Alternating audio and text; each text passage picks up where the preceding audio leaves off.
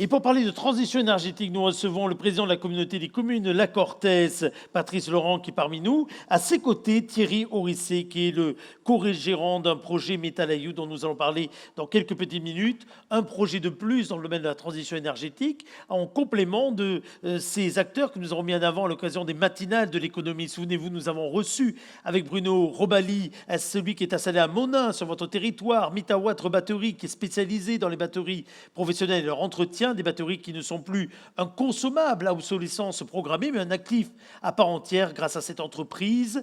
Nous avons reçu également une PME du BTP, la société paloise ACEAP, qui s'est diversifiée ces dernières années dans la mise en place de bornes de recharge pour les voitures électriques, tant chez les particuliers que les professionnels. Son fondateur était à nos côtés, Angelo Poitou. Vous pouvez retrouver son interview donc sur le site de la République des Pyrénées.fr. Et avant de faire connaissance avec Metalaïou, dont on a déjà beaucoup entendu parler, Patrice Laurent, je vous redonne la parole sur ce sujet, la transition énergétique, parce que vous avez inscrit avec beaucoup d'ambition la politique de votre territoire autour de la transition énergétique, avec la volonté de jouer un rôle majeur dans les années à venir.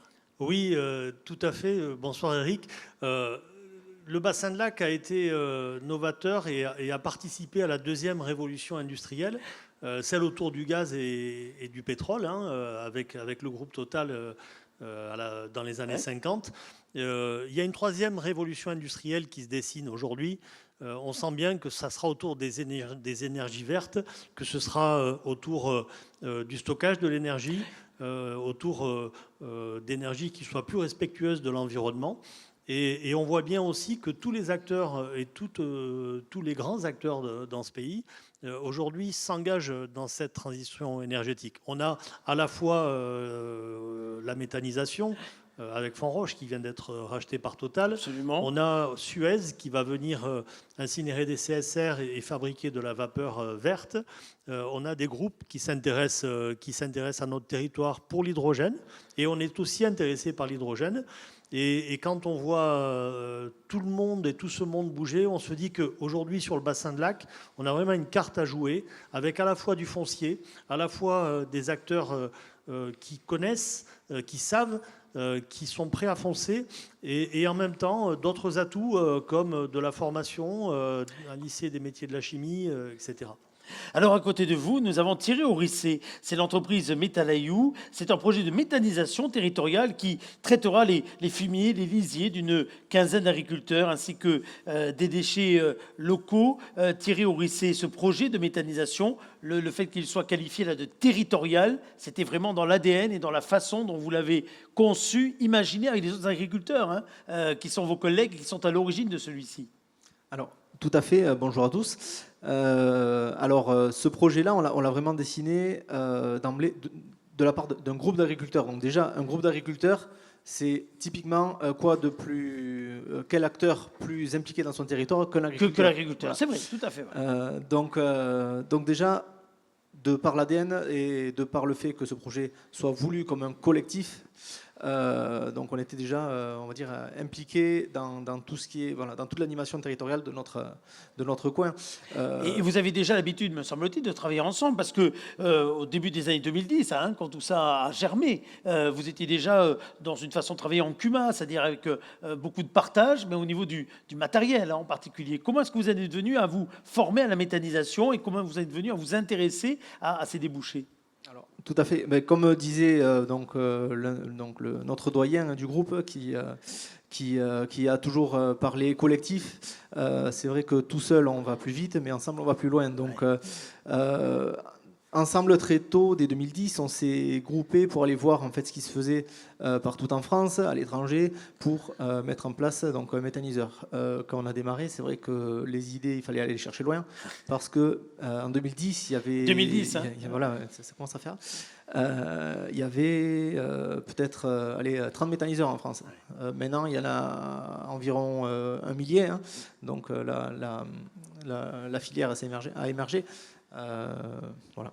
Le biogaz produit là, va être valorisé par injection sur le réseau de gaz naturel, après épuration, la canalisation de transport de gaz naturel passant en proximité du terrain, c'était chose faisable, hein, évidemment, mais il a fallu aussi convaincre, pas que les élus qu'il y a à côté, convaincre les financeurs, mais convaincre également les parties prenantes, toutes celles et tous ceux qui sont tout autour. Comment est-ce que vous avez fait ce travail-là ? Alors il y a eu énormément de communication faite en amont, beaucoup de travail fait pour expliquer les choses, parce que c'est vrai qu'un projet donc novateur comme ça, qui en plus traite du déchet, porte question. Donc beaucoup de travail pour expliquer notre projet et expliquer le bien fondé de notre idée. Pour donner un ordre d'idée, aujourd'hui, la production qui va émerger, c'est l'équivalent de la consommation énergétique de combien de foyers ? Alors, c'est un vieux chiffre, il me semblait que c'était 1500 foyers qui pouvaient être alimentés en gaz par notre unité, en fait. Et quand vous dites un vieux chiffre, pourquoi ? Parce que ça peut progresser, ça va progresser ? C'est en train de progresser, on est en train de prendre un petit peu d'ampleur. Voilà, on atteint aujourd'hui nos objectifs annoncés au démarrage. Ça veut dire, et pour l'un et pour l'autre, que chacun à son échelle peut participer à la transition énergétique. C'est une question qu'on pourra poser également à d'autres acteurs qui vont nous rejoindre tout à l'heure, très engagés dans cette transition énergétique. Chacun à son échelle peut le faire.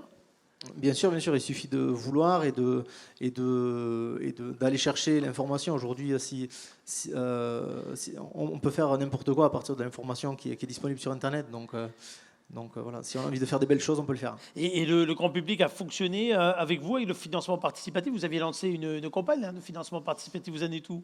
Alors, on en est où ? On a été financé à hauteur de ce qu'on souhaitait, donc ça fait plus de 300 000 euros d'investis par les particuliers qui ont souhaité investir, donc participer à leur manière. Mais au lieu d'acheter leurs panneaux solaires sur leur maison, ils ont acheté des parts sociales chez Énergie Partagée qui, en fait, groupe de l'économie pour pouvoir investir dans des projets à haute valeur environnementale. C'est beaucoup plus efficace de mettre 1 euro dans un projet comme le nôtre ou dans de l'éolien participatif ou donc tout ce genre de projet-là, plutôt que de faire donc son petit projet à la maison. Vous l'avez bien vendu, c'est parfait. Patrice, c'est l'affaire de tout le monde, la transition énergétique ? Oui, la transition énergétique, c'est l'affaire de tout le monde. Et, de quoi on parle ? On parle simplement de rendre une planète plus habitable qu'elle ne l'est aujourd'hui. Il y a des enjeux qui sont colossaux, on le mesure tous les jours sur le trait du littoral, sur les phénomènes climatiques qui s'accélèrent, qui s'intensifient. Et donc on a toutes et tous une responsabilité énorme dans les enjeux autour de la transition énergétique. Et alors on parle de méthanisation, on va en accueillir un sur notre territoire, un peu plus gros. Après c'est un problème d'échelle, mais toutes les échelles sont bonnes, hein. Il suffit de savoir où est-ce qu'on souhaite aller, toutes les échelles sont bonnes. Moi je voudrais dire que au-delà de produire du gaz, on répond à plusieurs problématiques. On traite des déchets alimentaires, des lisiers, des viscères de canard. Avec ça, on fait du gaz. Mais entre-temps, il y a une étape qui est la production de digestat qu'on va épandre sur des terres agricoles et qui vont éviter l'utilisation d'engrais chimiques. Le nitrate d'ammonium notamment. Et donc ça montre à quel point tout est lié. Donc c'est vraiment tout est lié. Merci beaucoup en tout cas tous les deux d'avoir été nos invités.